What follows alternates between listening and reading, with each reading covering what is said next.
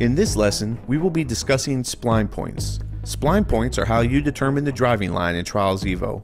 Every time you start a new track, it'll prompt you to place 2 spline points. Any track you create will need at least 2 spline points to mark the start and end of the driving line. Adding more spline points will allow you to create a more dynamic driving line with curves. We will begin by opening a new track and placing 2 spline points with the A button. You will notice your first 2 spline points are paired with 2 checkpoints. These are your start and finish checkpoints. Like spline points, you need at least 2 checkpoints in every track to mark your start and finish. The initial checkpoints will spawn lined up with the spline points, but they do not need to be.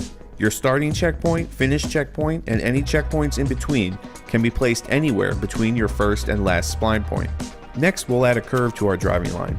Select the last spline point by moving your cursor over the spline point icon and hitting the A button. Now we will copy it with the Y button. Spline points cannot be placed from the menu, only copied from your initial 2 points. One thing to keep in mind when copying spline points is that the new spline point will come after the point it was copied from as far as your driving line is concerned. You'll see if I try to place it further back, it creates a sharp turn that you will not be able to ride, and the driving line turns red to signify that there's a problem. Of course, it is possible to put one point behind another, but for now, we'll take our new spline point and place it past the last one it was copied from, and also a bit further back so that we create a curve. Before we continue, let's take a quick look at the spline point icon. There are 2 useful items on the icon. First, it tells you the distance in meters between that spline point and your starting checkpoint.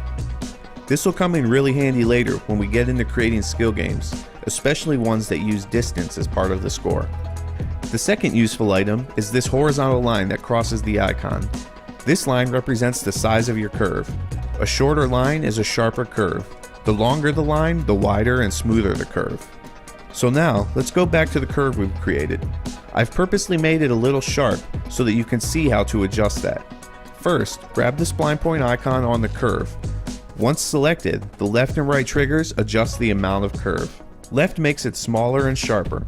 You can see here if I hold the left trigger, the horizontal line shrinks to nothing, and the curve becomes a sharp angle, which is of course too sharp to drive, so my line turns red. Right trigger makes the curve wider, and you can see as I hold right trigger, the horizontal line grows and the curve becomes wider and smoother. One thing to note is that the more distance there is between spline points, the easier it will be to get a nice smooth curve.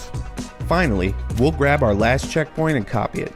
Keep in mind that checkpoints can be copied from existing checkpoints or placed from the Objects menu.